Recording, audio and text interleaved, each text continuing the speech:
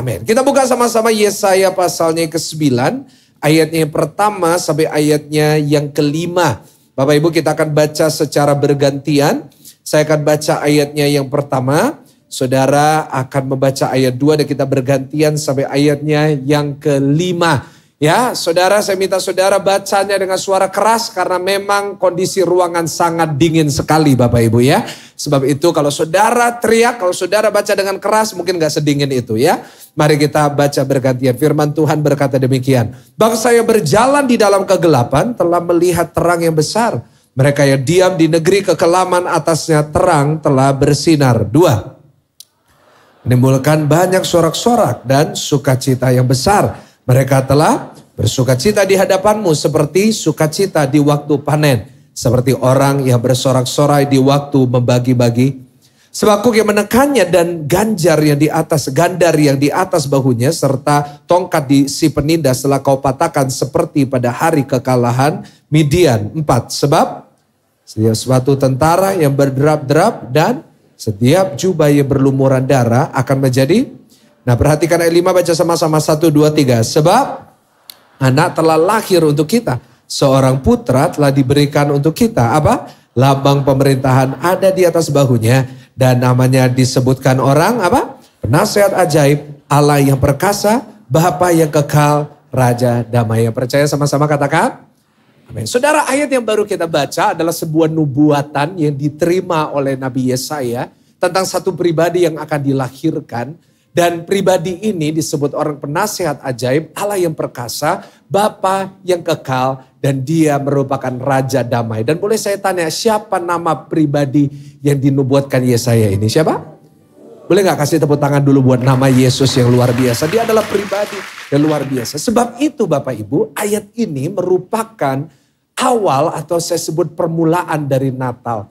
Karena tahukah saudara bahwa Natal tidak dimulai di Bethlehem itu. Tetapi Natal dimulai pada saat ada seorang nabi yang bernama Yesaya menerima nubuatan itu dari Tuhan. Bahwa seorang anak ini akan lahir. Dari sini saudara saya mendapat sebuah inspirasi dari Tuhan untuk menyampaikan sesuatu kepada saudara. Bahwa lewat ayat yang baru kita baca saya mendapat sebuah jaminan dari Tuhan. Bahwa kalau Tuhan sudah berjanji, kalau dia pernah memberikan janji, Tuhan kita pasti menepatinya. Boleh katakan amin? Sebab itu Bapak Ibu, saya punya sebuah keyakinan. Bahwa bulan Desember dan tahun yang akan datang, Tuhan ingin menggenapi janji-janjinya dalam kehidupan saudara. Nah sebab itu Bapak Ibu, hari ini saya akan mulai satu seri khotbah yang baru. Seri khotbah Natal di bulan Desember ini, saya beri judul, seri khotbah ini adalah janji Tuhan melalui Natal. Ulangin sama-sama 1, 2, 3 apa? Janji Tuhan. Karena saya percaya di bulan ini, lewat peristiwa Natal, lewat apa yang akan kita lihat dan kita pelajari dari setiap kisah Natal di dalam Injil ini, kita akan lihat bahwa Tuhan yang kita sembah tidak pernah gagal, tidak pernah lalai menepati setiap janjinya kepada umat manusia. Yang percaya boleh kita kasih tepuk tangan yang paling meriah, tepuk tangan yang paling dahsyat dulu. Kenapa Natal bicara tentang janji? Karena saya catat Natal dimulai dengan janji. Dan diakhiri dengan penggenapan dari janji itu. Sebab itu kita sebagai orang percaya yang melihat Natal terjadi. Yang melihat seorang anak telah dilahirkan untuk kita. Kita bisa yakin akan Yosua 21 ayat yang ke-45. Yosua 21 ayat ke-45 dikatakan demikian. Dari segala yang baik yang dijanjikan Tuhan kepada kaum Israel, tidak ada yang tidak dipenuhi. Semuanya apa Bapak Ibu? Dan itu doa saya buat setiap Bapak Ibu Saudara yang mengikuti ibadah ini. Dari semua yang baik yang dijanjikan Tuhan kepada saudara dan saya, tidak ada yang tidak dipenuhi. Semuanya terpenuhi. Yang percaya katakan amin. Hari ini di bulan Desember saya akan mulai dan di setiap minggu di mana saya menyampaikan firman, saya mau kembalikan iman saudara. Saya mau saudara sebagai jemaat kita kembali memiliki api yang baru untuk Tuhan. Kita punya iman yang kita bangkitkan. Karena hari-hari ini saya lihat banyak orang Kristen pesimis dengan janji Tuhan. Mereka tidak lagi percaya dengan janji Tuhan. Entah karena pengajaran tertentu. Entah karena pengalaman hidup tertentu. Entah karena mereka punya masalah persoalan. Tetapi saya tetap seorang hamba Tuhan yang percaya janji Tuhan itu iya dan amin. Dan Natal menunjukkan itu buat saudara dan saya.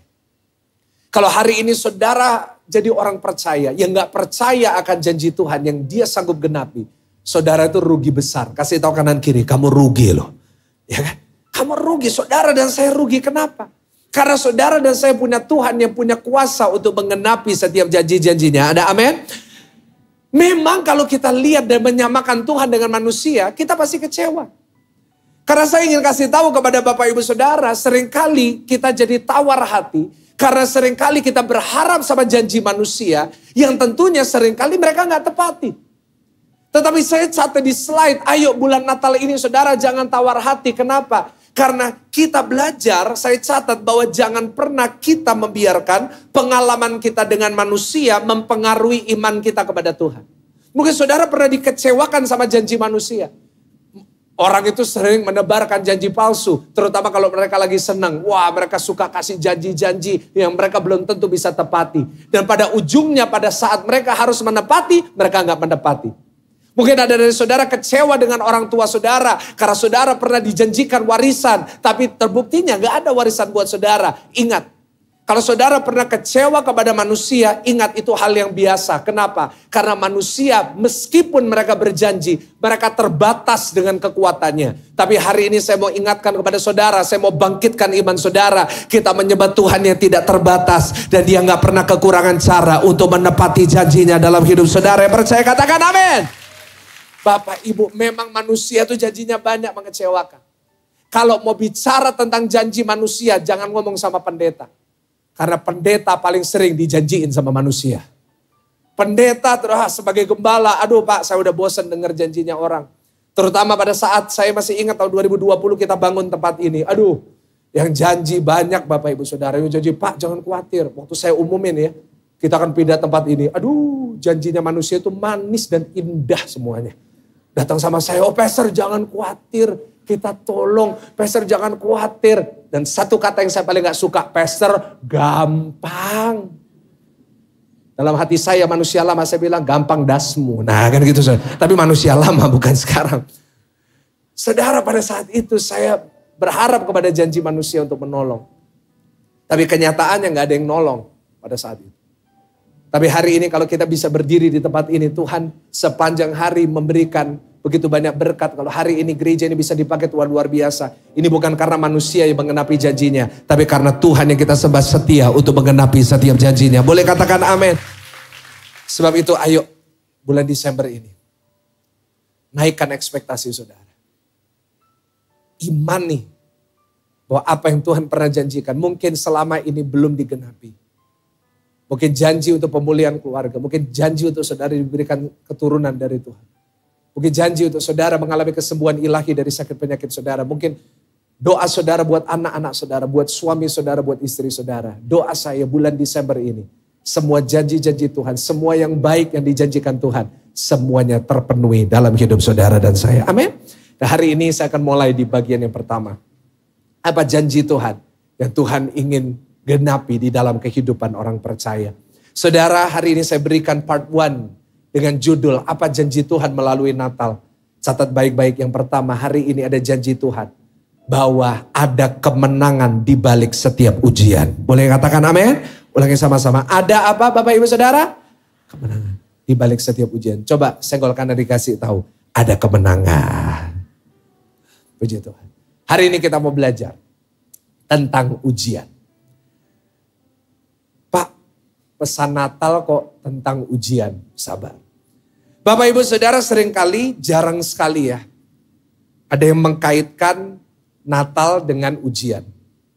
Biasanya ujian itu dikaitkan dengan firman yang lain. Tapi Natal seringkali dikaitkan dengan keindahan, kesempurnaan, sukacita, damai. Dan semua itu saya yakin itu ada untuk kita, dijanjikan untuk kita. Nanti saya akan sampaikan di khotbah-khotbah saya yang berikutnya. Tetapi tahukah saudara bahwa Natal itu gak bisa lepas dari kata ujian. Kenapa? Karena Natal pun dimulai dengan yang namanya ujian. Memang kalau kita lihat dari kacamata dunia modern, kita akan lihat Natal sudah dikemas dengan indah. Ya gak sih, kita kemana-mana Natal dikaitkan dengan apa? Holiday, Christmas holiday. Dikaitkan dengan hadiah, dikaitkan dengan kesempurnaan, keindahan. Tapi kenyataannya adalah kalau kita perhatikan, dari kacamata yang menjalani Natal sendiri, Natal jauh daripada kesempurnaan. Kalau kita lihat dari kacamata yang jalanin hari Natal, jauh daripada yang namanya sukacita. Kenapa? Karena Yusuf dan Maria pada hari Natal mereka memasuki Bethlehem tanpa uang, tanpa ruangan untuk mereka, dan harus melahirkan seorang anak bukan di kamar yang bersih. Mereka harus melahirkan di sebuah kandang dan menaruh bayi Yesus di sebuah palungan. Bagi saya itu merupakan satu ujian yang berat, Bapak Ibu. Sesusah-susahnya kita dulu, saya sebut kata dulu, karena saya percaya di sini nggak ada yang susah, dari wajah saudara kelihatan wajah orang diberkati semua, ya kan? Sesusah-susah saudara dulu, gak pernah ada yang lahirnya di kandang. Setuju gak sama saya? Ada gak di sini yang lahirnya dulu di kandang? Boleh gak angkat tangan? Yang angkat tangan saya suruh gantiin saya khotbah, ya kan? Karena saudara mungkin Yesus, ya kan? Gak ada kita yang dilahirkan di kandang. Paling parah mungkin kita dilahirkan di rumah. Tetapi saudara dan saya lihat Maria di hari Natal melahirkan di kondisi yang paling parah. Kenapa? Karena Natal dimulai dengan ujian. Ujiannya Maria berat dan saya yakin Maria gak pernah membayangkan itu. Maria gak pernah membayangkan bahwa Natal itu penuh dengan ujian. Penggenapan janji itu diawali dengan ujian. Kenapa? Dia diberikan berita, kamu akan melahirkan seorang anak. Anak ini akan menjadi penyelamat dunia. Namanya disebut Immanuel. Kenyataannya adalah ruangan aja gak dikasih. Dan mungkin hari ini saudara juga gak membayangkan Natal 2024. Saudara kena masalah. Saudara mungkin ada yang kena sakit, mungkin saudara menghadapi ujian, rumah tangga saudara berada di dalam kehancuran. Mungkin saudara berada di dalam keadaan saudara tidak baik-baik saja, saudara gak membayangkan itu. Bahwa akan ada ujian, saya lihat ya hari-hari ini. Saya rasain juga dalam roh saya, banyak orang lagi dihadapkan dengan ujian di dalam kehidupannya. Baik secara ekonomi maupun keluarga. Saya ngobrol dengan banyak pengusaha-pengusaha, mereka bilang sama saya, iya pastor, ini memang kondisi bisnis lagi sepi. Saya datang ke beberapa orang, saya tanya, saya konfirmasi benar. Semuanya pada sepi. Ya kan? Lalu ada beberapa yang bilang, Pak saya lagi khawatir. Khawatir kenapa? Karena tahun depan ada berita PPN naik berapa? Wah semua itu kalau sudah naik semuanya naik dan biasanya paling pusing ibu-ibu. Ya kan? Dan otomatis Bu kalau PPN naik 12% artinya uang saku juga harus Nah Pak dengerin itu Pak ya kan? Itu ceritaan semua ibu-ibu. Nah kenapa semuanya pasti naik? Bensin pasti otomatis ikut naik. Jangan bilang gereja nggak terpengaruh. PPN sewa semua naik. Ya, nanti ada orang-orang pasti nanti bilang sama saya, Pak semua naik. Semua naik, bawang naik. Ya, semua naik. Coba apa yang nggak naik? Saya selalu jawab, kolektor nggak naik. Sama aja saudara dari zaman dulu PPN 5% pun sama saudara. 10.000 ya 10.000, haleluya. Ya kan? Saya mau katakan sama saudara, seringkali kita nggak membayangkan, kita nggak bisa expect, kita nggak bisa memperhitungkan kapan ujian itu datang. Natal pun dipenuhi dengan ujian, tapi lewat kisah Natal, ayo kita belajar sesuatu.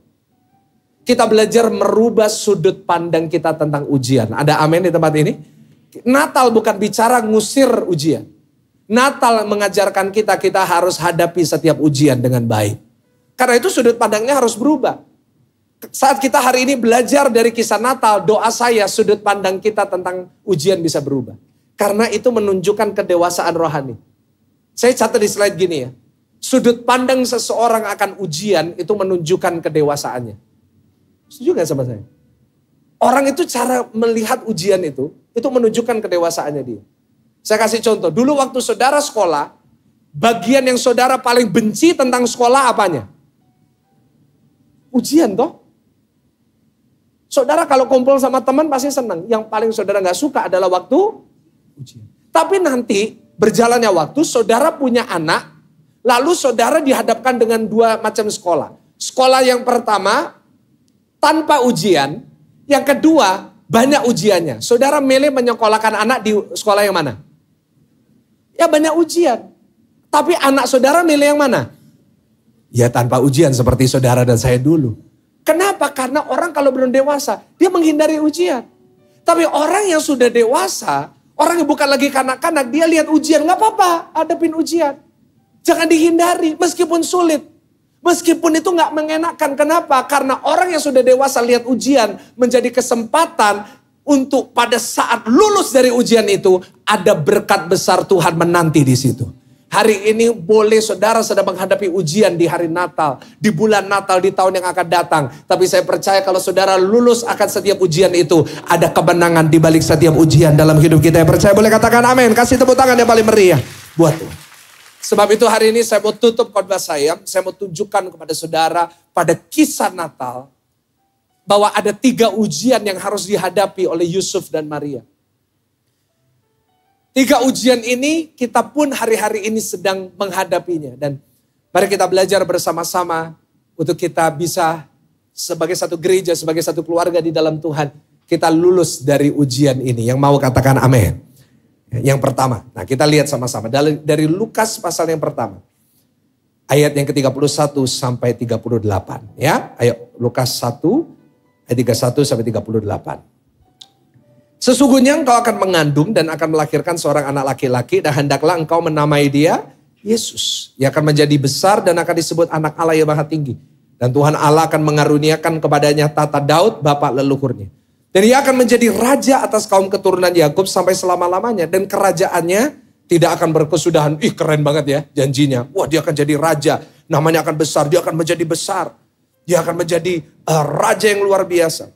Kata Maria kepada malaikat itu, bagaimana hal itu mungkin terjadi karena aku belum bersuami. Jawab malaikat itu kepadanya, Roh Kudus akan turun atasmu dan kuasa Allah yang maha tinggi akan menaungi engkau. Sebab itu anak yang akan kau lahirkan itu akan disebut kudus anak Allah. Dan sesungguhnya Elisabet sanakmu itu, ia pun sedang mengandung seorang anak laki-laki pada hari tuanya. Dan inilah bulan yang ke-6 bagi dia yang disebut mandul itu. 37, 38 baca sama-sama. 1, 2, 3. Sebab bagi Allah tidak ada yang mustahil. 38 kata Maria. Sesungguhnya aku ini adalah hamba Tuhan. Jadilah padaku menurut perkataanmu itu. Lalu malaikat itu meninggalkan dia. Nah inilah kisah Natal ya. Di mana Maria diberikan janji. Tetapi janji itu mengandung ujian. 2 ini harus berjalan sama-sama. Nah saya sebut ujian pertama yang harus dihadapi Maria pada Natal itu adalah yang namanya ujian ketaatan. Ulangin sama-sama 1, 2, 3. Ujian apa saudara? Nah ini yang akan diuji dulu. Ujian ketaatan. Apakah kita mau taat atau tidak? Maria harus dihadapkan dengan ujian itu. Dikasih janji dulu.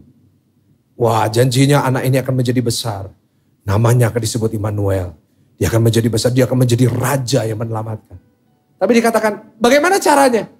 Caranya adalah kamu akan mengandung dari Roh Kudus. Dan dari situ Roh Kudus akan berkarya atas dirimu, kamu akan hamil dan kamu akan melahirkan anak itu. Nah di situ mulailah ujian yang pertama. Dia harus belajar taat atau enggak. Coba senggol kanan kiri kasih tahu, taat ya. Nah kita diuji ya nanti. Kita banyak diuji. Apa itu ujian ketaatan? Perhatikan.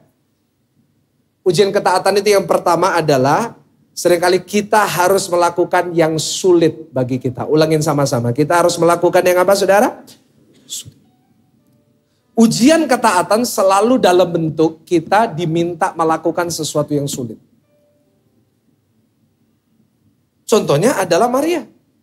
Maria diminta untuk hamil. Padahal dia belum bersuami. Dia masih dalam konteks tunangan dengan Yusuf. Dia masih perawan. Sulit gak? Sulit banget. Sulitnya bukan masalah hamilnya. Kalau hamilnya semua wanita harus hamil. Sulitnya adalah dia harus kasih tahu orang-orang terdekat. Iya dong, gak mungkin tiba-tiba perutnya besar kan. Dia harus kasih tahu semua orang. Itu sulit loh. Saya mau saudara membayangkan jadi Maria. Lalu Maria harus kasih tahu orang-orang terdekat bahwa dia hamil dari Roh Kudus. Coba ya. Pertama yang dikasih tahu kira-kira siapa? Hah? Kok Yusuf? Yusuf kan itu kan tunangannya ya. Pasti yang lebih dekat siapa? Papa, mamanya. Bayangin Maria baru dapat ini di mimpi toh. Bahwa kamu akan hamil. Lalu pulang ketemu mamanya. Halo ma. Halo. Terus ngobrol sama papa mama. Dan kita tahu papa mama masih marah. Dan papa mama kalau marah lebih menakutkan siapa?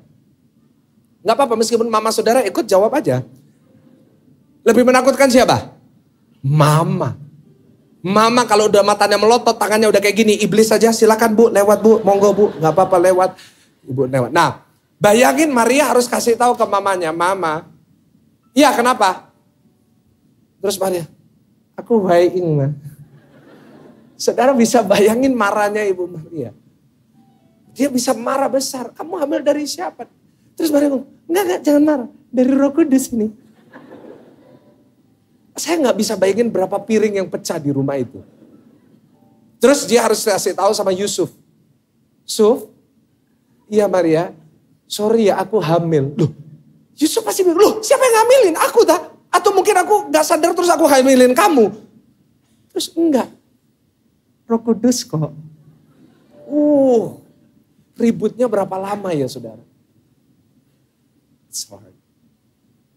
Itulah ujian ketaatan. Ya mari harus pikirkan itu sulit tuh buat dia. Kadang-kadang di dalam kehidupan kita pun juga harus taat. Dan taatnya itu kadang-kadang sulit buat kita. Setuju gak sama saya? Ibu-ibu kadang-kadang harus menghadapi kesulitan untuk taat. Yang mana? Hai istri, tunduklah sama suami. Kita kan kepinginnya nanduk terus kan Bu. Tapi kita harus suruh tunduk. Saya mau tanya sama ibu-ibu. Bu, tunduk sama suami itu gampang atau sulit? Oh gak ada istri di sini ya. Jam 6 itu khusus jomblo ya. Bu, gampang atau sulit Bu? Jawabannya tergantung. Tergantung uang jajannya berapa Pak. Kalau 100 juta gak apa-apa. Nah, tergantung. Kadang-kadang, aduh sulit ya. Ngadepin suami yang menjengkelkan. Bapak-bapak mengasihi istri gampang atau sulit? Tergantung kuota bicaranya berapa banyak. Ada ibu-ibu itu yang kuota bicaranya unlimited. Aduh, itu berat. Anak-anak muda hormatin orang tua itu susah hari ini. Karena anak-anak muda ngerasa kita lebih ngerti, kita lebih tahu banyak, kita lebih gini. Tapi orang tua kok gak mau ngerti kita. Kadang-kadang ya sulit untuk kita itu ngelakuin banyak hal. Tapi belajar dong. Kita belajar untuk taat meskipun sulit. Senggol kanan kiri taat meskipun sulit. Iya dong. Yang kedua, apa itu Bapak Ibu? Ujian ketaatan adalah kita harus melakukan yang kita tidak mau. Ulangin sama-sama, harus melakukan yang kita tidak apa? We don't want. Maria pastinya gak mau. Kenapa? Karena waktu dia hamil dengan Yesus di dalam perutnya, apa yang terjadi? Masa depannya hancur, semua rencananya hilang.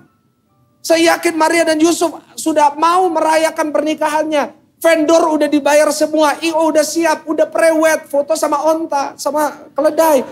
Done, everything is done. But the problem is, begitu hamil gak bisa. Begitu hamil, it's over. Dia harus mengucilkan diri, menyembunyikan diri. Dia gak mau, tapi dia harus melakukan yang ketiga. Kita harus melakukan yang kita tidak harus. Bisa aja Maria bilang, Tuhan kenapa Tuhan gak suruh yang tetanggaku? Kenapa gak suruh temanku? Kenapa harus saya? Dan gampang sekali sebenarnya solusinya. Maria tinggal bilang, no. Dan Tuhan bisa pakai yang lain. Sangat gampang sekali juga dalam hidup kita untuk kita berkata, Tuhan aku gak mau taat. Itu hak kita diberikan kehendak bebas. Tuhan aku gak mau. Tapi ingat saat engkau tidak taat, kau gak lihat janjinya.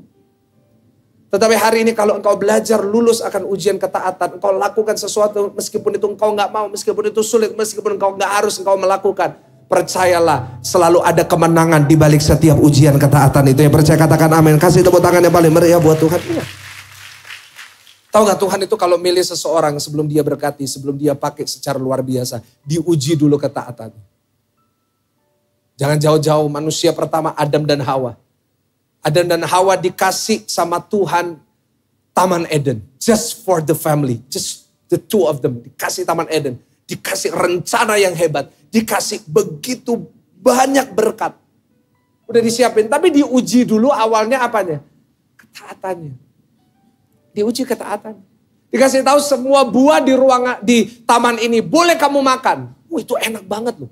Saya bisa bayangin di Taman Eden itu ada buah-buah banyak. Ada musangking. Ada blackthorn. Ya kan ada buah-buah yang eksotis semuanya ada. Gak perlu pergi ke luar negeri, udah ada di situ. Diuji, tapi ada satu jangan kamu makan. Gagal, apa yang terjadi? Kutuk turun. Coba kalau mereka taat. Ceritanya lain. Yang laki-laki gak harus kerja susah payah cari uang. Itu kan kutuknya setelah keluar dari Taman Eden. Laki-laki akan susah payah cari pekerjaan, wanita akan kesakitan waktu melahirkan. Coba kalau mereka taat. Tapi mereka putuskan pada saat itu mereka nggak taat. Bapak Ibu, doa saya sebagai gembala di tempat ini. Kita semuanya memang sudah diselamatkan oleh Tuhan. Dosa kita sudah diampuni, kita sudah dapat itu. Lewat tubuh dan darah Yesus. Tetapi tetap akan ada hal-hal dalam hidup saudara yang bisa diselesaikan dengan ketaatan. Doa saya, jemaat GSJS semuanya lulus ujian ketaatan. Yang percaya katakan amin. Tepuk tangan yang paling meriah buat. Taat itu bukan cuma sekali aja tapi. Jangan pikir, oh yes, saya udah lulus taat sekali. Menghormati suami hari ini. Ingat besok harus lagi Bu. Yes, hari ini saya sudah mengampuni. Besok harus lagi. Berkali-kali.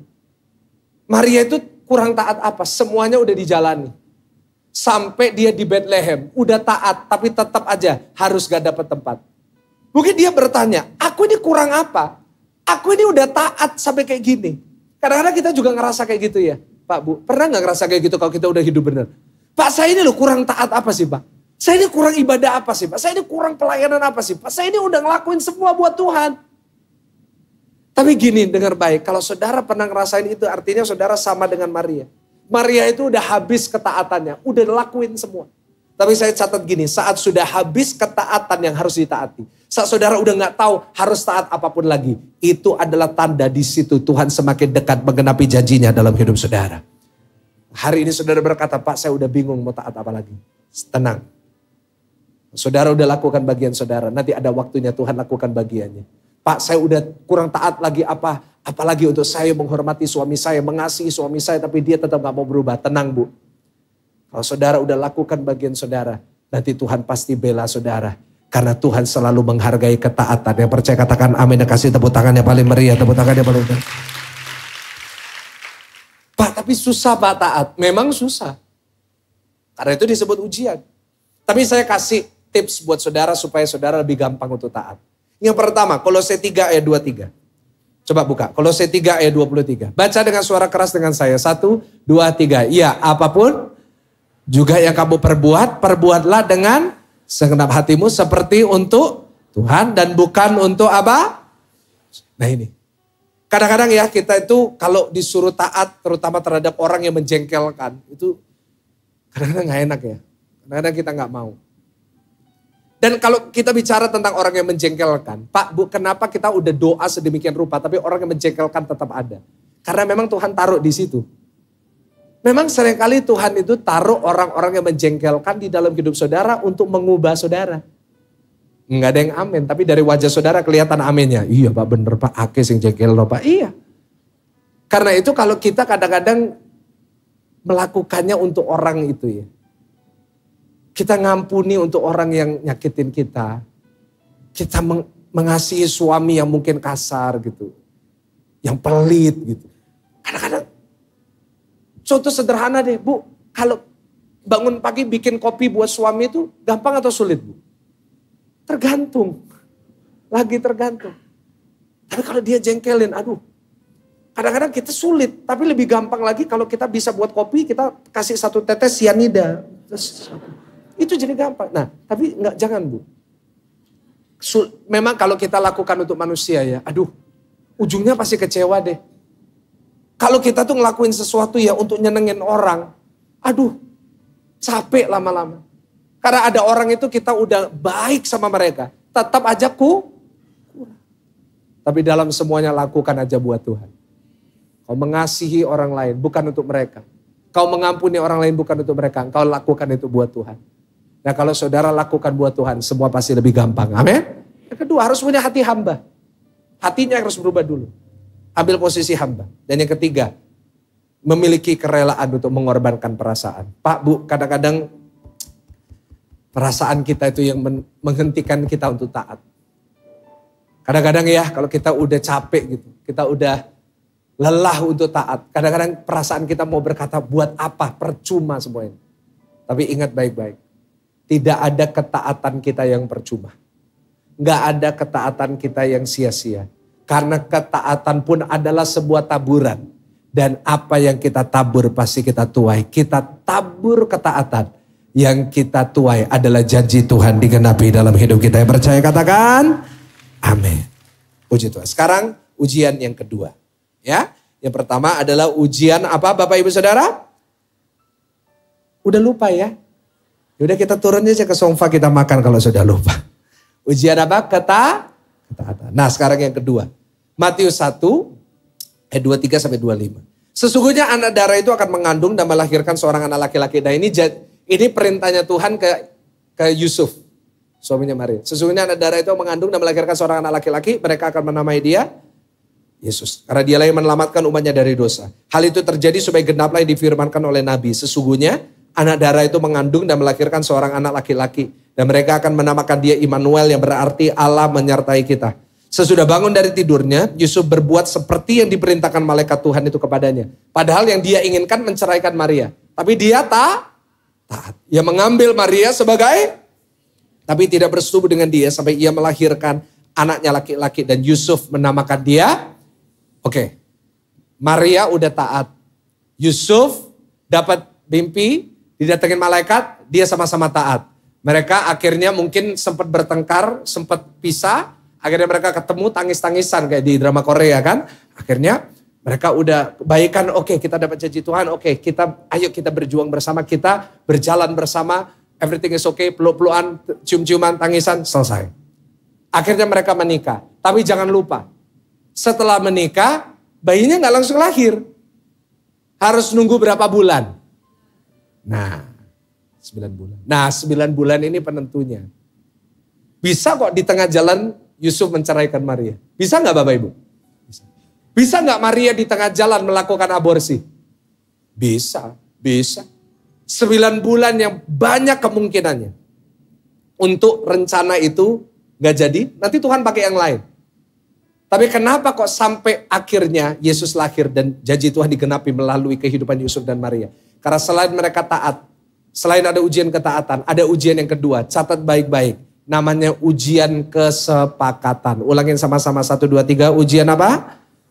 Nah yang datang sama keluarga suami istri senggol sebelahnya kasih tahu. Kita sepakat ya.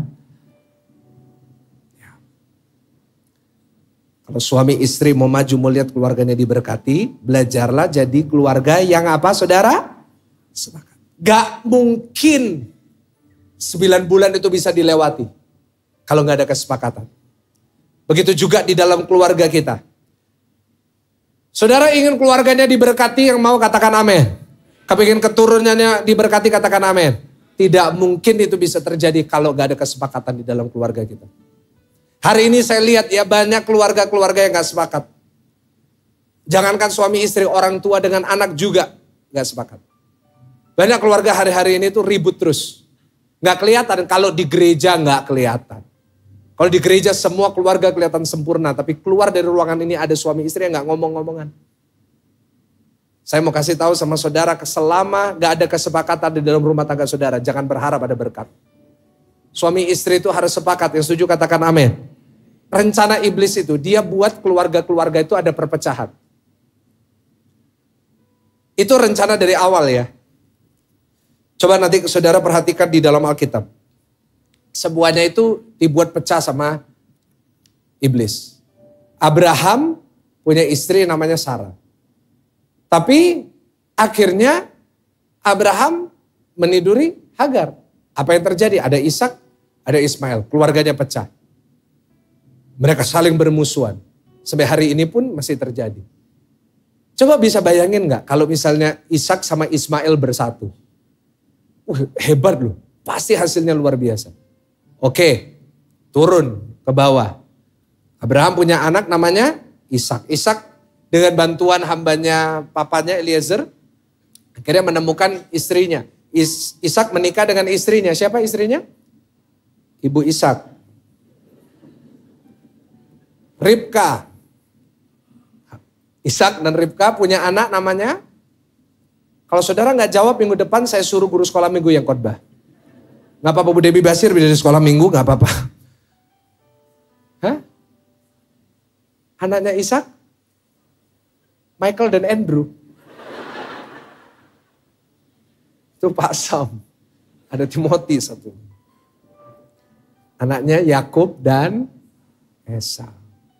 Yakub dan Esau ini dua orang yang hebat. Satunya itu jago masak. Satunya itu jago berburu. Kalau buka restoran, haleluya. Hebat, keren. Tapi dibuat pecah. Saling menipu. Apa yang terjadi? Pecah. Yakub dan Esau. Gak pernah sampai akhir hidup mereka bersatu. Lihat, Yakub punya anak 12. Dulu tuh anaknya banyak ya, karena prinsipnya sama. Banyak anak, banyak. Kalau sekarang banyak anak, banyak masalah. Bener. Kenapa? Uang sekolah tambah mahal. Yusuf dan saudara-saudara. Lu bayangin loh, 12 saudara ini kalau bersatu. Itu keren. Tapi dibuat iri sama Yusuf. Hanya karena papanya kasih jaket sama Yusuf. Cuma dikasih jaket aja kok. Apa yang terjadi? Dijual Yusufnya. Dan 12 bersaudara ini gak pernah berhenti ribut. Apa yang terjadi? Kelaparan, hancur, jadi miskin. Tahu dari mana? Waktu kelaparan mereka ngemis di Mesir. Jadi keluarga terima janji Tuhan bisa jadi melarat itu loh. Kenapa? Perpecahan, gak pernah sepakat 12 bersaudara. Turun lagi, kita tahu kisahnya Daud. Daud itu 8 bersaudara, Daud yang ke-8. 7 kakaknya itu semua panglima perang. Tapi waktu Daud jadi raja, gak ada tuh adik kakak-kakaknya yang bantu dia. Karena itu dia terus dikhianati sama orang. Kenapa? Keluarganya sendiri gak mau tolong. Kenapa? Iblis suka buat gitu. Keluarga jadi gak sepakat. Iblis itu suka buat suami istri gak ngobrol. Suami istri itu gak pernah sepakat ketemu muka dengan muka ngobrol tentang sesuatu. Ingat ya, kesepakatan itu harus ada loh di dalam keluarga. Kadang-kadang memang sulit. Kenapa sulit? Saya catat, tampilkan tiga-tiganya. Yang pertama karena egois, sama-sama egois. Egonya harus menang. Yang kedua, visinya berbeda.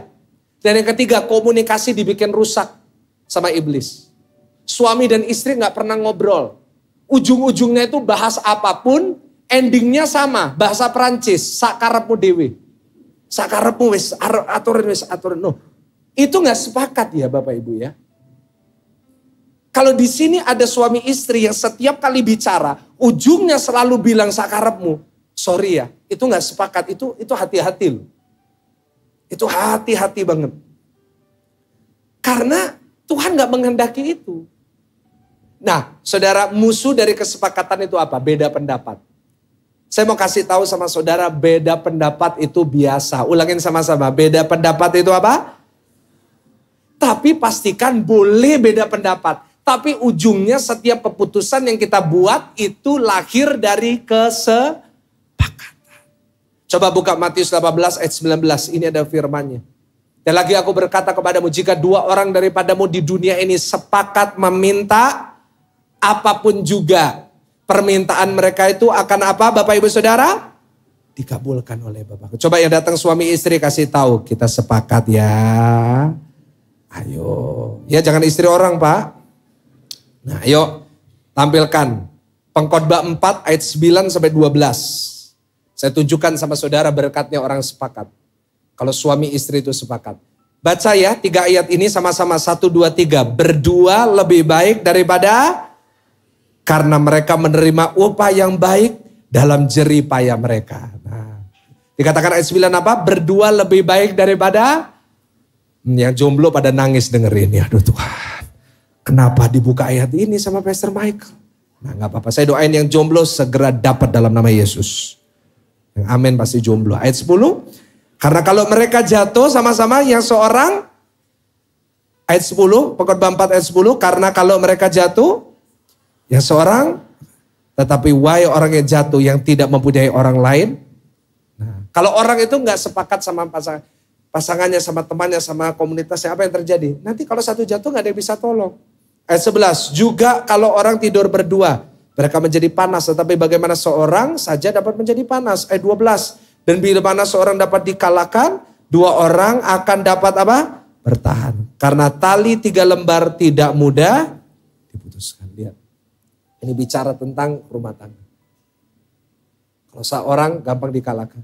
Tapi kalau suami istri itu bersatu, keluarga bersatu, tali 3 lembar sama anak, sama keluarga. Tidak mudah diputuskan. Yang setuju sama-sama katakan, Amin. Gimana kita bisa sepakat?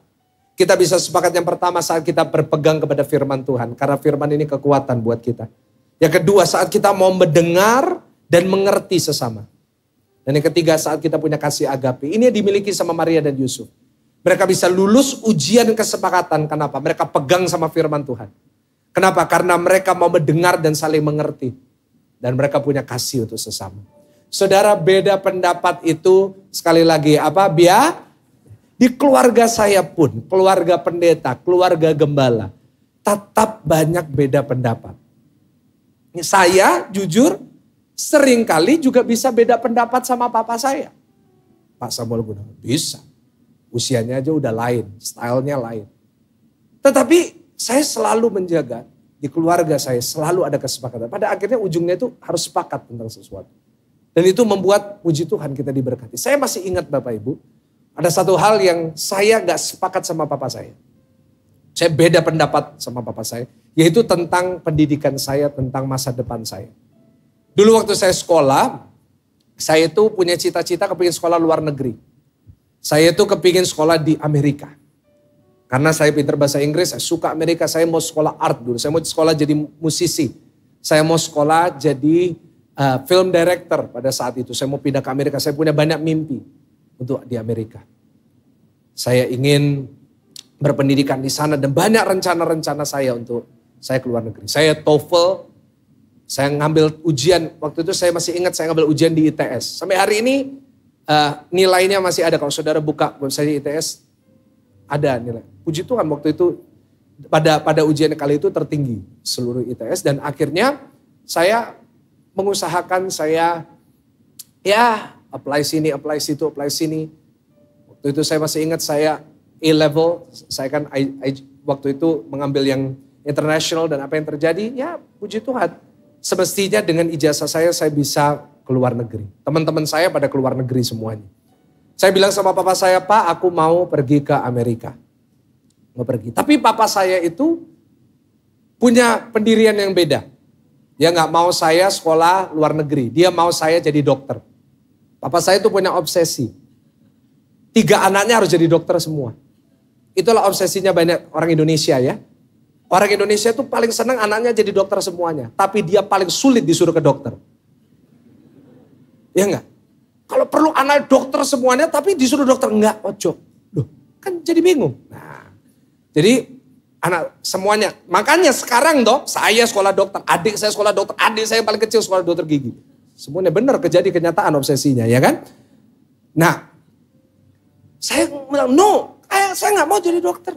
Saya maunya ke Amerika. Enggak. Wah saya sempat marah sama papa saya. Wah saya bilang papa ini jahat bro. Wah kita ribut waktu itu. Tapi pada akhirnya saya sempat saya mau nyari beasiswa supaya saya bisa berangkat tanpa izin orang tua saya. Itu saya dulu. Tapi pada akhirnya saya ngalah. Saya sepakat sama papa saya, oke, saya nggak pergi ke Amerika. Wah itu kecewanya saya itu berat banget. Karena saya itu kepingin banget. Saya itu kepingin sekolah luar negeri, saya kepingin ngerasain, tapi nggak bisa. Akhirnya saya tetap di Indonesia, di Surabaya.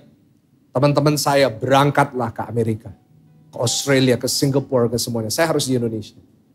Saya sekolah dokter, saya pelayanan. Itu hidup saya dulu. Saya lihat teman-teman saya waktu itu, masih Facebook ya zaman itu ya.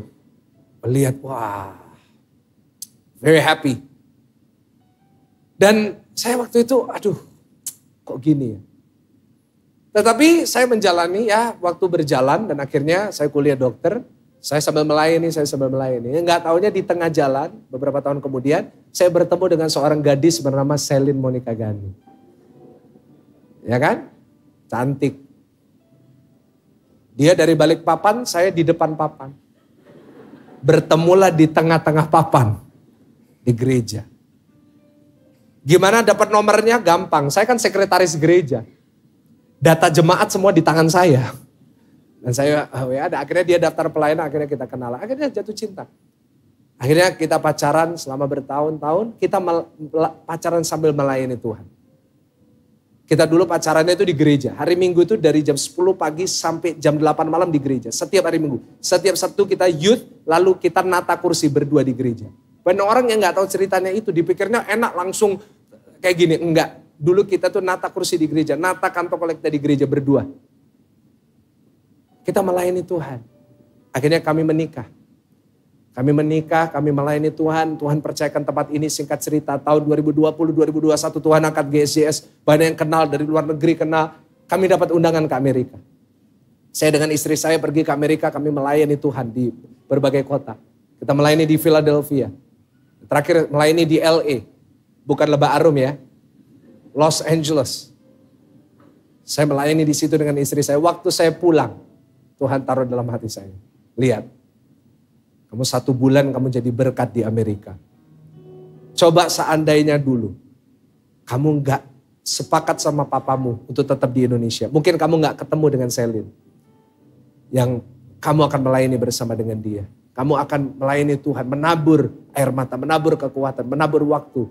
Tuhan. Mungkin kamu gak akan menikah dengan dia. Mungkin kamu gak akan bisa melayani. Mungkin gak ada GSJS Pakuanmu. Dan mungkin kamu di Amerika sih ke Amerika tapi jadi homeless di sana. Tuhan taruh gitu. Tapi lihat. Karena sesuatu yang lahir dari kesepakatan kamu dengan orang tua, meskipun kamu gak suka.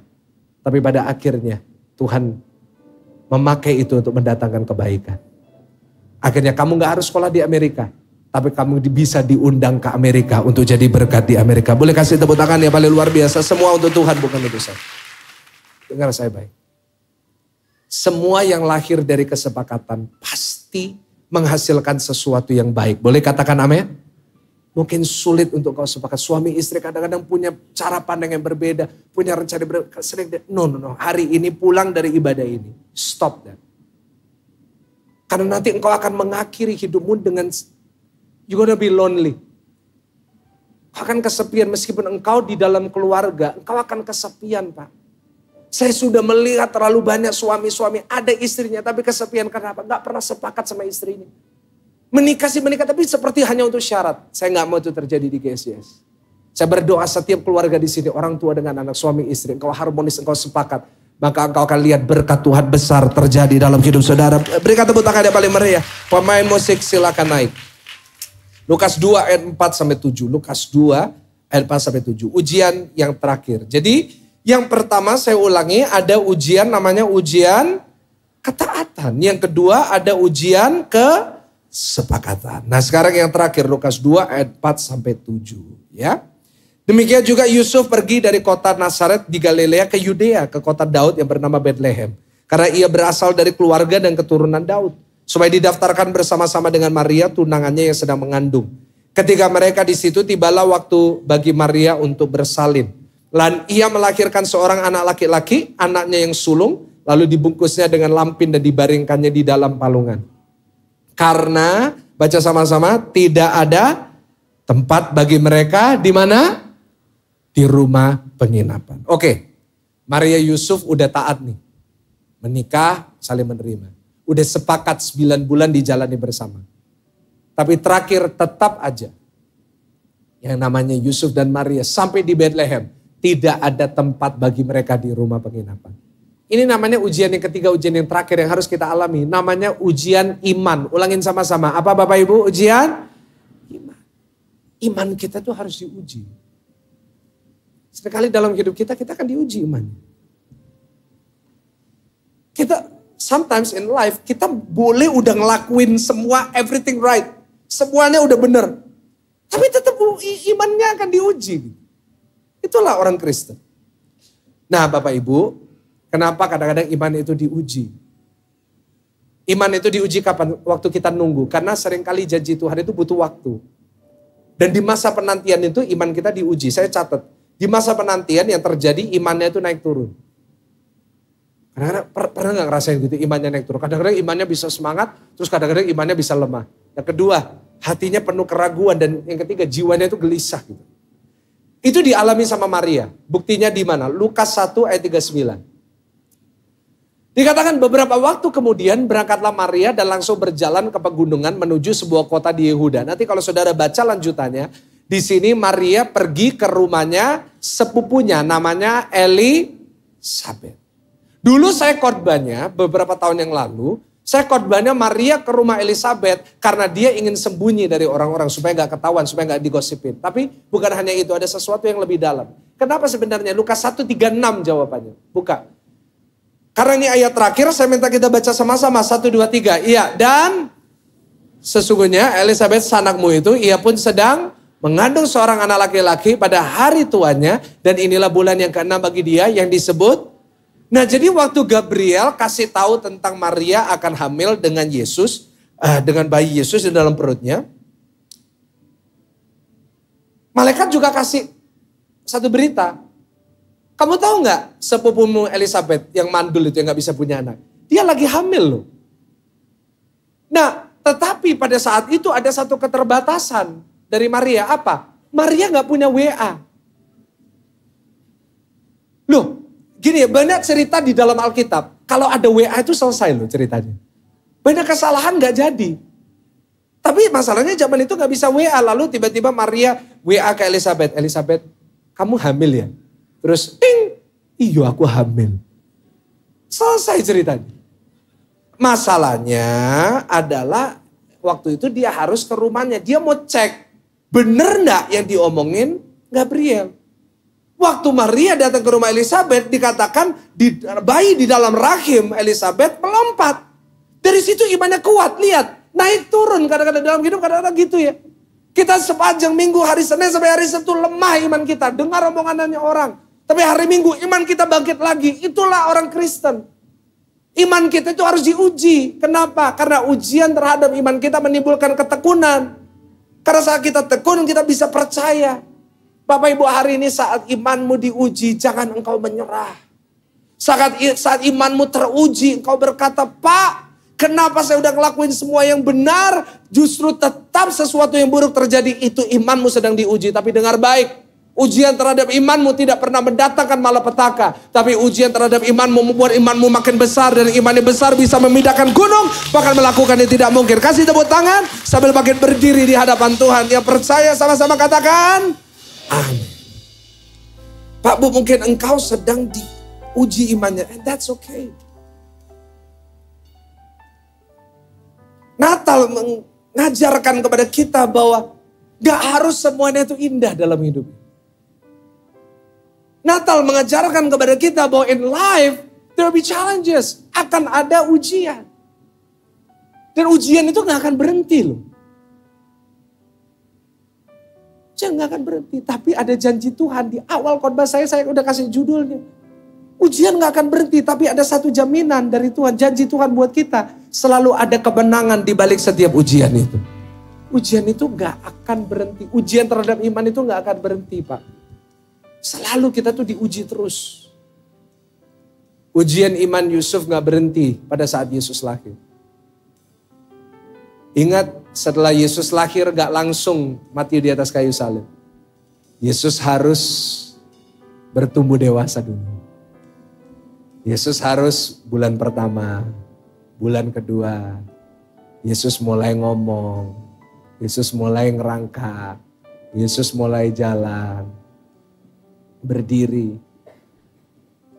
Yesus usia 12. Imannya Yusuf nih.